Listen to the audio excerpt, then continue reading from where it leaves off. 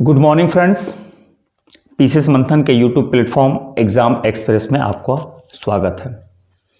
आज फिर हम लोग कुछ सुर्खियों पर चर्चा करेंगे और उसको विस्तार से देखेंगे। कोशिश हमारी पूरी होगी और अब तक रही भी है कि एग्ज़ाम में करंट अफेयर से जो भी प्रश्न बनते हैं, जैसे भी बनते हैं, उसका कोई भी पहलू छूटे ना। ठीक है। बाकी अगर पीसीएस मंथन के किसी भी कोर्स से जुड़ना चाहते हैं तो डिस्क्रिप्शन बॉक्स में पीसीएस मंथन का लिंक दिया हुआ है टेलीग्राम का, आप वहाँ जाइएगा और बाकी सारी चीज़ें आपको वहाँ पे मिल जाएंगी। ठीक है। तो चलिए आज की जो सुर्खी हमने रखी है उस पर एक नज़र दौड़ाते हैं। वैश्विक जोखिम रिपोर्ट 2025। अब इस पर चर्चा किया जाएगा। वैश्विक जोखिम रिपोर्ट 2025 की क्या है, कौन जारी करता है। दूसरी सुर्खी क्यों चर्चा में है, Trojan 155 mm towed artillery gun system. फिर तीसरी सुर्खी होगी किस राज्य की सरकार ने पहली आर्टिफिशियल इंटेलिजेंस नीति का मसौदा तैयार करने के लिए एक समिति का गठन किया है। और आखिरी सुर्खी होगी भारत सरकार ने राष्ट्रीय इस्पात निगम लिमिटेड के लिए कितने रुपए की पुनरुद्धार पैकेज की घोषणा की है। ठीक है। ये कुछ पॉइंट्स हैं जिनके बारे में पूरा विस्तार से देखा जाएगा।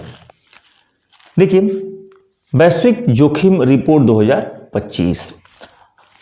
अब इस पर अगर बहुत इंपॉर्टेंट की बात किया जाए कि जो ज़्यादातर पूछा जाता है वो यही पूछा जाता है कि वैश्विक जोखिम रिपोर्ट कौन जारी करता है, कौन जारी करता है। तो ये अंडरलाइन मैं कर रहा हूँ और आप लोग इसको नोट कर लीजिएगा। मान के चलिए कि इससे जो भी प्रश्न पूछे गए हैं, अगर वन लाइनर पूछा जाता है तो 99% चांस होता है कि यही प्रश्न पूछा जाता है कि सिर्फ जारी कौन करता है। ठीक है।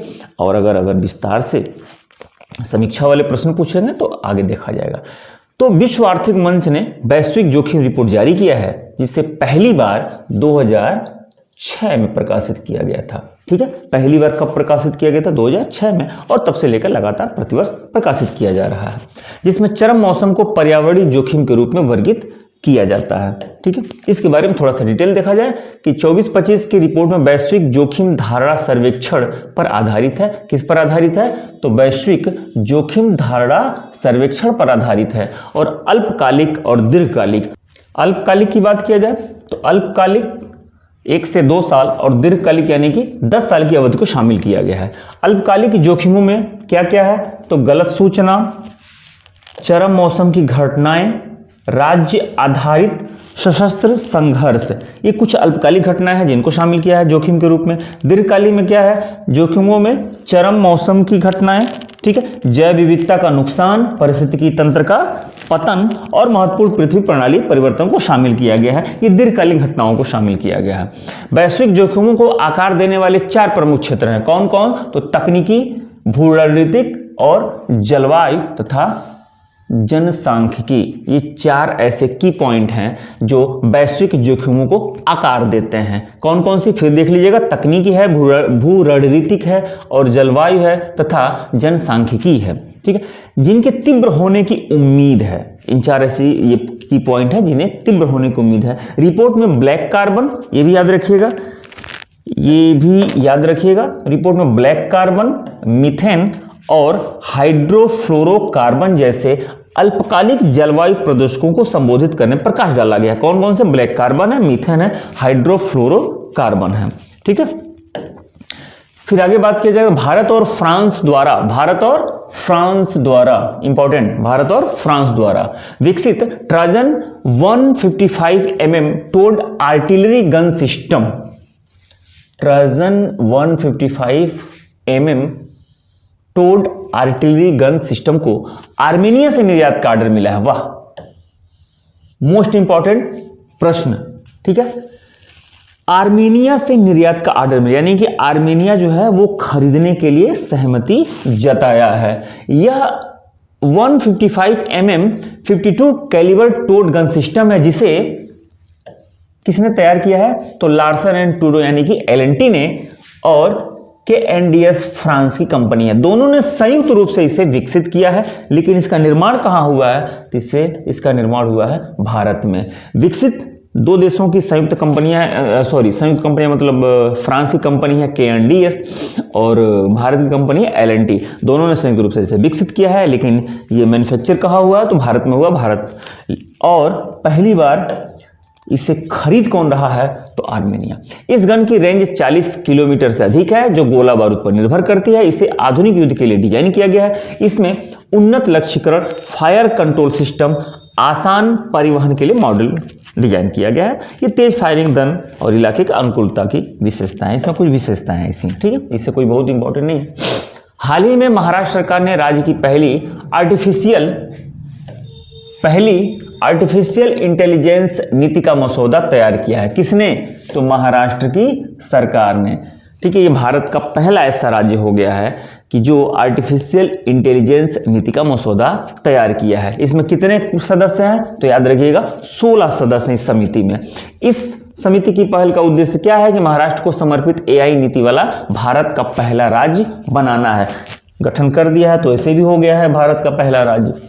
समिति की सिफारिशें केंद्र सरकार के भारत AI मिशन, केंद्र सरकार का भी एक मिशन है भारत AI मिशन के साथ संरक्षित होंगी, जिसमें राज्य की डिजिटल अर्थव्यवस्था को बढ़ावा मिलेगा और औद्योगिक विकास को भी बढ़ावा मिलेगा, ठीक है। अगला क्या है कि भारत सरकार ने राष्ट्रीय इस्पात निगम लिमिटेड RINL के लिए पुनरुद्धार पैकेज की घोषणा की है। ये इंपॉर्टेंट रखिएगा, इस साल बाहर के एग्जाम में पूछेगा, ठीक है। राष्ट्रीय इस्पात निगम लिमिटेड के लिए पुनरुद्धार पैकेज की, क्योंकि ये घाटे में चल रहा है इसीलिए इसे पुनरुद्धार पैकेज की घोषणा की गई। हाल ही भारत सरकार ने राष्ट्रीय इस्पात निगम लिमिटेड के पुनरुद्धार पैकेज की घोषणा की। यह सरकारी स्वामित्व की स्टील निर्माता कंपनी है जो गंभीर वित्तीय कठिनाइयों से जूझ रही है, यानी सामना कर रही है। कितने रुपए की तो 11,440 करोड़ रुपए की, 11,440 करोड़ रुपए की इस पैक की घोषणा की। इस पैकेज का उद्देश्य राजनीतिक दबाव और आर्थिक चुनौतियों के बीच कंपनी के संचालन को बहाल करना तथा हजारों नौकरियों को बचाना है, ठीक है। ये सरकारी स्वामित्व की कंपनी है और बेचारी एकदम डूबने के कगार में है, तो पुनरुद्धार पैकेज की घोषणा की गई है।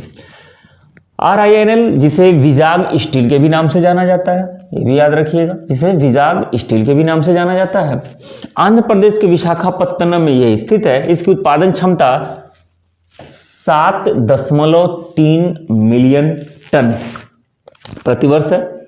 संयंत्र 3 ब्लास्ट फर्नेस को संचालित करता है, जिसमें से 2 वर्तमान में चालू हैं, एक बंद हो चुका है। RINL वित्तीय रूप से संघर्ष कर रहा है, जिसे बचाने की मुहिम जारी है भारत सरकार के द्वारा, ठीक है। पुनरुद्धार पैकेज में इक्विटी निवेश के रूप में अगर बात किया जाए तो 10,300 करोड़ रुपए, जबकि कार्यशील पूंजी के रूप में बात किया जाए तो 1,140 रुपए का पैकेज दिया गया है। बाकी ये चीज़ें ठीक है, ऐसे ही कोई बहुत इंपॉर्टेंट नहीं है। कार्यशील पूंजी को गैर संचयी वरीयता शेयरों में परिवर्तित किया जाएगा, जिसे 10 साल बाद भुनाया जा सकेगा। इसमें अगर आपको नोट करने लायक अगर कोई लाइन है तो ये याद रखिएगा कि भारतीय सार्वजनिक क्षेत्र के उपक्रमों के हाल के इतिहास में सबसे बड़ी वित्तीय सहायता है ये जो दी गई है, वो भारतीय सार्वजनिक क्षेत्र के उपक्रमों के हाल के इतिहास में सबसे बड़ी वित्तीय सहायता है। ये आपको नोट करने लायक एक लाइन ये मिल गई। आखिरी आज का जो प्रश्न मैंने रखा हुआ है इस पूरी सुर्खियों से निकाल करके, जो भी 4 सुर्खियां थी, 4 के सुर्खियों के बारे में विश्लेषण था कि कौन कौन से लाइन बन सकते हैं। अच्छा देखिए, मेरी पूरी कोशिश ये होती है कि फालतू की चीज़ें ना बताई जाए। फालतू की चीज़ें बताएंगे तो बेवजह वीडियो लंबा होगा और आप लोग बोर होंगे। इसीलिए बहुत जल्दी कोशिश करता हूँ कि जो मेन की पॉइंट टाइप के लाइन हो वो मैं बता दूँ, जो एग्जाम में सीधे आ सकें। बेवजह की चीज़ें पढ़ने से फिर वो लेंदी होता चला जाएगा, ठीक है। आज का जो प्रश्न है, देखिए कौन सा प्रश्न है कि कौन सा कथन सत्य है। भारत ट्रोजन टोर्ड आर्टिलरी गन सिस्टम आर्मेनिया को निर्यात करेगा। पहला कथन ये है। इसे KNDS और DRDO द्वारा विकसित किया गया है। ऑप्शन आपके सामने है केवल 1, दूसरा ऑप्शन है केवल 2 और तीसरा ऑप्शन है 1 और 2 दोनों, और चौथा ऑप्शन है इनमें से कोई नहीं। तो बताना है कि 2 कथनों में से कौन सा कथन सत्य है। ठीक है, तो उम्मीद करता हूँ कि वीडियो अच्छा लगेगा और जो कंटेंट है वो आप लोगों को अच्छा लग रहा होगा। आप लोग नोट करते भी चल रहे होंगे। आपसे हमेशा सुझाव मांगा गया है कि कमेंट बॉक्स में बताइएगा कि इसमें क्या मैं बेहतर कर सकता हूँ आप लोगों के लिए, जो कि आप लोगों के लिए ही दे रहा हूँ। रोज़ मैं आता हूँ, रोज़ सुबह आप लोगों के लिए। तो आप लोगों के लिए जब आ ही रहा हूँ तो आप लोग मुझे थोड़ा सा सलाह दे सकते हैं कि सर इसको ऐसे बेहतर किया जा सकता है। ठीक है, तो उम्मीद करता हूँ कि आपका कमेंट ज़रूर आएगा, इससे दोनों लोगों का फ़ायदा होगा। ठीक, मिलते हैं फिर अगले वीडियो पे। तब तक आप अपना ख्याल रखिए।